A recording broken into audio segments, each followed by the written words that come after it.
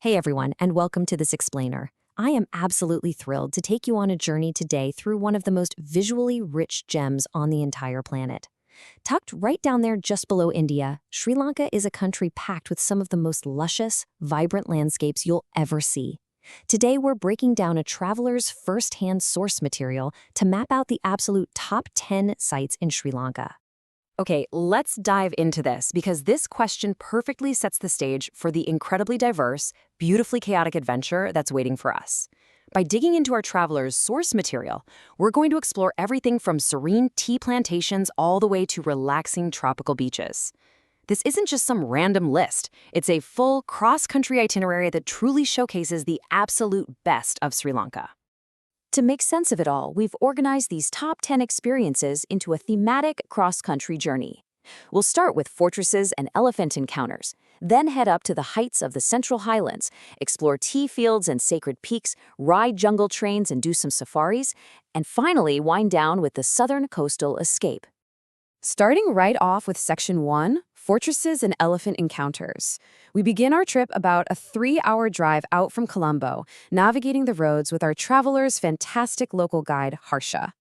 Now, what's really interesting here is the fascinating contrast between two neighboring sites. First, you have Sigiriya. It's incredibly famous, this massive 180-meter granite monolith where a king actually built his fortress and palace about 2,500 years ago.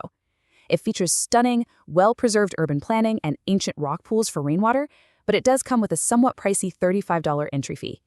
Right next door, though, you have Pitarangala Rock. It's much cheaper, it's a highly recommended moderate hike, and honestly, it offers the absolute best view of Sigiriya itself. Fun fact, historically, the king actually used Pitarangala to stand back and plan out his palace. It is an unbelievable spot to catch the sunset. So while there are wild elephants roaming the roads and nature parks nearby, one of the traveler's absolute favorite moments happened right in the village of Pinawala, home to an elephant orphanage. Every single day, like clockwork at 10 a.m. and 2 p.m., a group of 30 to 40 massive elephants are guided through a tiny, narrow village street down to the local river for a bath. It is sheer sensory chaos. But watching these massive herds gather and just play in the water is incredibly special. That being said, it is a seriously intense experience. In fact, our traveler candidly described the sheer chaos of the elephant masters walking these massive creatures back from the river and through those tight village streets as, quote, seriously one of the creepiest things I've experienced.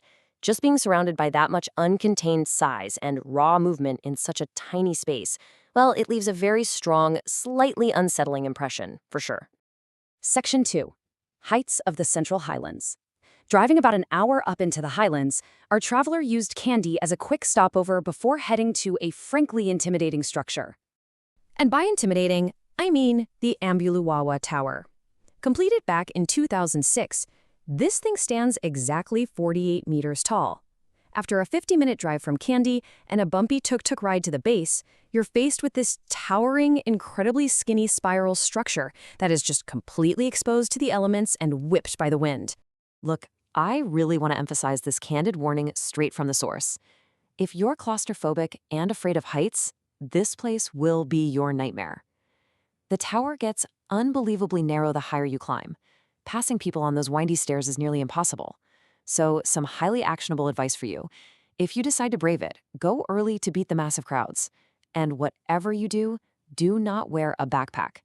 It will completely restrict your movement when you're trying to squeeze past people near the top. Seriously, you don't want to get stuck up there. Let's move on and see how this builds in Section 3. Tea fields and sacred peaks. We're transitioning a couple of hours away to the lush, vibrant landscapes of Nuwara Eliya. This region is practically famous for its incredible waterfalls and endless rolling tea plantations. Our traveler walked through a gorgeous area called Edinburgh, just outside of town.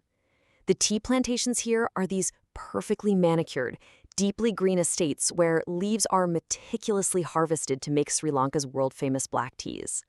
Strolling through these magical estates during a sunrise or sunset, yeah, that's an absolute must-do. But hey, it's not all just leisurely sunset walks through the tea leaves. Looming right nearby is Adams Peak, standing at a towering 2,243 meters. This iconic mountain has this fascinating dual identity. On one hand, it's a grueling, sweat-inducing trek, and on the other, it's a massive spiritual pilgrimage for Buddhists with a beautiful temple waiting right at the summit. Let's walk through the physical stakes of this hike because they are very real. The most popular route demands that you tackle a nearly 10-kilometer trek, conquering over 900 meters of elevation gain, which usually takes about 5 to 6 solid hours to complete. But don't let that scare you off. Pushing through that exhaustion is entirely worth it. The views from the top are just unreal, and you get to see nearby gems like a beautiful reservoir and the cascading Gartmore Falls. Section 4. Jungle Trains and Safaris. Now we pivot to the town of Ella, a rapidly growing hotspot tucked right into the mountains, bringing us to some iconic infrastructure and wildlife. Now, if you just heard those grueling stats for the main Adams Peak and thought, maybe not for me, don't worry at all. Ella offers a brilliant alternative. Little Adams Peak gives you that incredible, sweeping Ella mountain scenery, but it only requires an easy 1-mile walk. It's highly accessible and you still get absolutely stunning views without the heavy physical toll. Ella is also famously home to the Nine-Arch Bridge. This is a stunning 100-year-old viaduct that looks exactly like the famous Glenfinnan Viaduct in Scotland. Our traveler recounted this wonderfully damp but totally rewarding memory of taking a tuk-tuk down through the pouring rain just to wait and watch the famous train from Kandy cross over this architectural marvel. After Ella, it was a 3-hour drive down to Ayala National Park, which is arguably the most famous safari destination in the country. So the crucial point is this. Sri Lanka has an estimated population of over 1,000 leopards. Roughly 100 of them live in Yala, while the other 900 are scattered around the rest of the island.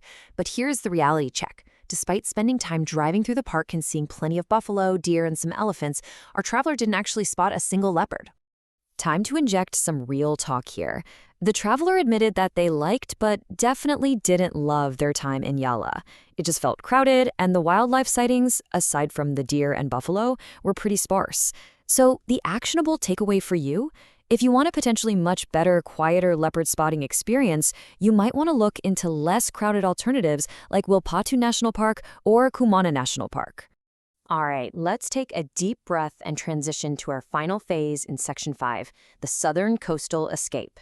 We are treating the exhausting heights and crowded safaris for the relaxing western and southern coasts. And this brilliantly illustrates our ultimate coastal itinerary. You start in Gali, a beautiful historic city defined by its 400-year-old fort. Built by the Portuguese in 1588 and then fortified by the Dutch in the 17th century, walking its well-preserved walls by the lighthouse is just brilliant. Then a short 40-minute drive away is Ahangama, the absolute surf capital of Sri Lanka, where you can watch surfers, see traditional stilt fishermen, and hunt for hidden beaches. Finally, just 20 minutes west is Marissa, pure relaxation. You can brave the tides to walk out to Parrot Rock, or just head over to Coconut Tree Hill, grab a drink at a relaxing bar, and watch the sunset end your perfect trip. But before we wrap up entirely, I need to share one final piece of practical wisdom from the source material. Navigating this beautiful but chaotic country on your own is stressful. The roads are notoriously sketchy. Save yourself a massive headache. Do not rent a car. Instead, hire an amazing local driver and guide, like our traveler's guide, Harsha, who makes navigating the entire country safe, easy, and incredibly enjoyable. Leave the chaos to the professionals. Wow, we have covered a staggering amount of ground today, exploring the top 10 sites across a truly diverse and magnificent island. So what does this all mean for you? Well, from the towering heights of ancient monolith fortresses down to the relaxing bars of sunset surf capitals, which of these destinations are you going to tackle first? Thank you so much for joining me on this explainer, and I hope you're already packing your bags.